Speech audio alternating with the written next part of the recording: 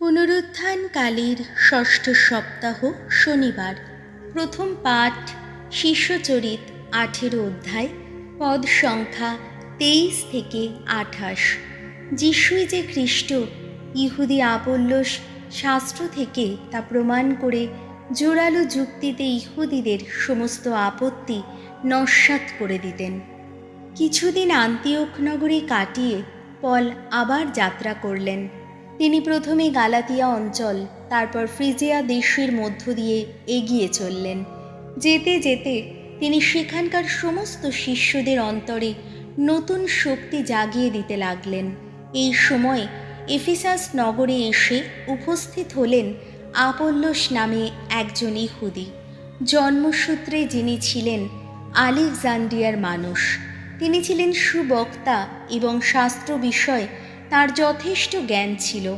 প্রভুর ধর্মমার্গে দীক্ষা পেয়েছিলেন তিনি। মনের আগ্রহে তিনি বাণী প্রচার করতেন।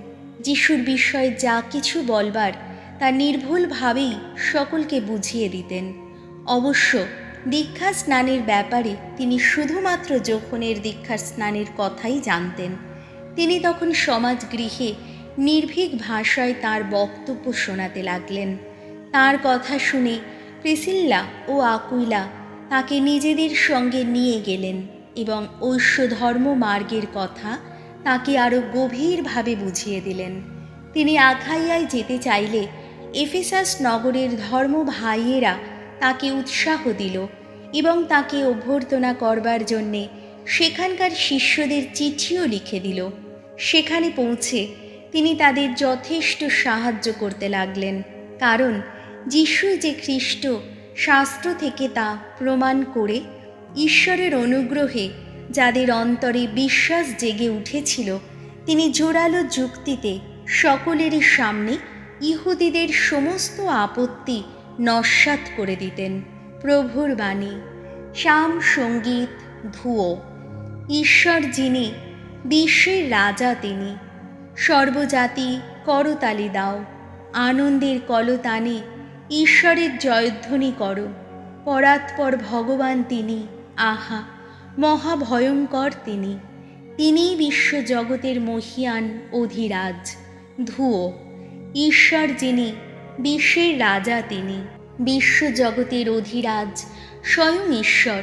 আহা স্তোত্র গেয়ে সে কথা সকলকে জানাও।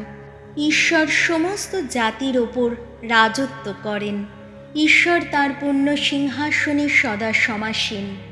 ধুয়ো। ঈশ্বর যিনি বিশ্বের রাজা, তিনি। ওই দেখো, যত জাতি বিজাতির নৃপতি যারা, তারা সবাই হয়েছে মিলিত। আব্রাহামের ঈশ্বরের আপন জনগণ তারা। এই পৃথিবীতে শক্তিধর যারা, তারা সবাই তো ঈশ্বরেরই মানুষ। মহিমায় উন্নীত তিনি সবার ওপরে। ধুয়ো। ঈশ্বর যিনি বিশ্বের রাজা, তিনি। বাণী বন্দনা। জয় মৃত্যুঞ্জয়, জয় তোমারই জয়। পিতারই কাছ থেকে জগতে এসেছি আমি, আর জগৎ ছেড়ে চলেছি এখন পিতারই কাছে। জয় মৃত্যুঞ্জয়, জয় তোমারই জয়। যোহন রচিত মঙ্গল সমাচার 16 অধ্যায়, পদ সংখ্যা 23 থেকে 28। পিতা নিজেই তোমাদের ভালোবাসেন, কেননা তোমরা আমাকে ভালোবেসেছ। এই জগৎ ছেড়ে পিতার কাছে যাবার আগে যিশু তার শিষ্যদের এই কথা বললেন, আমি তোমাদের সত্যি সত্যি বলছি, আমার নামে তোমরা যদি পিতার কাছ থেকে কোনো কিছু চাও, তিনি তোমাদের তা নিশ্চয়ই দেবেন। এ পর্যন্ত আমার নামে তোমরা তো কোনো কিছুই চাওনি, চাও না, তোমরা পাবেই, আর তাতেই তোমাদের আনন্দ পরিপূর্ণ হয়ে উঠবে।